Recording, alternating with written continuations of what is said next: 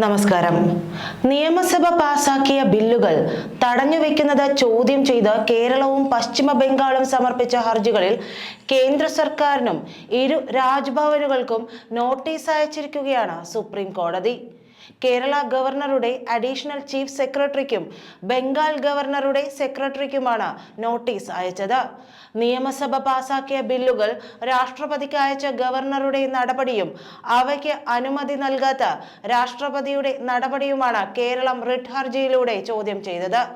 ബില്ലുകൾ ഗവർണർ തടഞ്ഞുവെച്ചതിനെതിരെയാണ് ബംഗാൾ സർക്കാരിന്റെ ഹർജി. Chief justice DY Chandrachud, justice JB Pardiwala, justice Manoj Mishra എന്നിവരടങ്ങിയ ബെഞ്ചാണ് കേന്ദ്ര ആഭ്യന്തര മന്ത്രാലയത്തിനും ഇരു രാജ്ഭവനുകൾക്കും നോട്ടീസ് അയച്ചത്. എന്തായാലും മുഖ്യമന്ത്രി പിണറായി വിജയന് സന്തോഷ ദിവസമാണ് എന്ന്.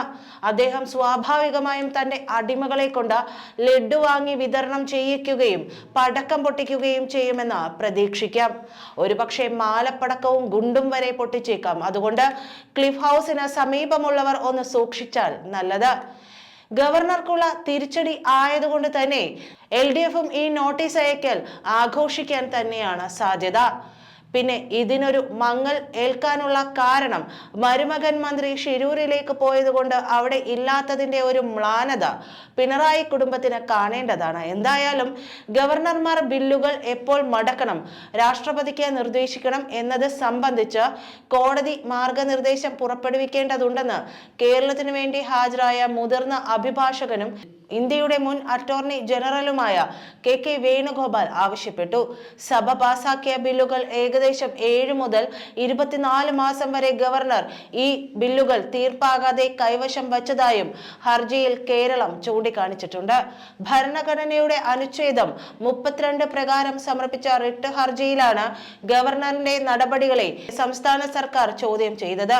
നിയമസഭ പാസാക്കിയ 7 ബില്ലുകളായിരുന്നു ഗവർണർ ആരിഫ് മുഹമ്മദ് ഖാൻ രാഷ്ട്രപതിക്ക് അയച്ചത്. അതിൽ 4 ബില്ലുകൾ രാഷ്ട്രപതി ദ്രൗപദി മുർമു തടഞ്ഞുവെക്കുകയും ചെയ്തിരുന്നു.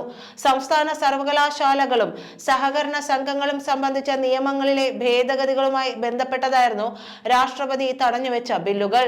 യൂണിവേഴ്സിറ്റി നിയമങ്ങൾ ഭേദഗതി number 2 bill 2021-22, Kerala cooperative societies ഭേദഗതി ബിൽ, യൂണിവേഴ്സിറ്റി നിയമങ്ങൾ ഭേദഗതി ബിൽ 2022, യൂണിവേഴ്സിറ്റി നിയമങ്ങൾ ഭേദഗതി ബിൽ 2022 എന്നിവയാണ് രാഷ്ട്രപതി പിടിച്ചുവെച്ചിരിക്കുന്നത്. ഇത്തരമൊരു നിരാകരണത്തിന് ഒരു കാരണവും നൽകിയിട്ടില്ലെന്ന് കേരളം വാദിച്ചു. 11 മുതൽ 24 മാസങ്ങൾക്ക് മുമ്പ് സംസ്ഥാന നിയമസഭ പാസാക്കിയതും പൂർണ്ണമായും സംസ്ഥാന സർക്കാരിന്റെ അധീനതയിൽ ഉള്ളതുമായ ബില്ലുകളുടെ അംഗീകാരം തടഞ്ഞുവയ്ക്കാൻ രാഷ്ട്രപതിയെ ഉപദേശിച്ച കേന്ദ്ര സർക്കാരിന്റെ നടപടികൾ ഫെഡറൽ ഘടനയെ അട്ടിമറിക്കുകയും തടസ്സപ്പെടുത്തുകയും ചെയ്യുന്നുവെന്നും സംസ്ഥാനങ്ങൾ വാദിച്ചു. നേരത്തെ ഗവർണറുടെ നിഷ്ക്രിയത്വത്തെ ചോദ്യം ചെയ്ത സംസ്ഥാനം സുപ്രീം കോടതിയിൽ റിട്ട് ഹർജി ഫയൽ ചെയ്തിരുന്നു. ഹർജിയിൽ കഴിഞ്ഞ വർഷം നവംബർ 20-ന് സുപ്രീം കോടതി നോട്ടീസും അയച്ചിരുന്നു. പിന്നാലെയാണ് ഗവർണർ 7 ബില്ലുകൾ രാഷ്ട്രപതിക്ക് അയക്കുന്നത്. സർവകലാശാല നിയമങ്ങളുമായി ബന്ധപ്പെട്ട 8 ബില്ലുകളുടെ അംഗീകാരം തടഞ്ഞു വെച്ചതിനെതിരായാണ് ബംഗാളിന്റെ ഹർജി. ഒരു കാരണവും പറയാതെ ഗവർണർ ബില്ലുകൾക്ക് അനുമതി നൽകാത്തത് ഭരണഘടനയുടെ 200-ാം അനുച്ഛേദത്തിന് വിരുദ്ധമാണെന്ന് അനുച്ഛേദം 32 പ്രകാരം സമർപ്പിച്ച റിട്ട് ഹർജിയിൽ ബംഗാൾ വാദിക്കുന്നുണ്ട്. നന്ദി.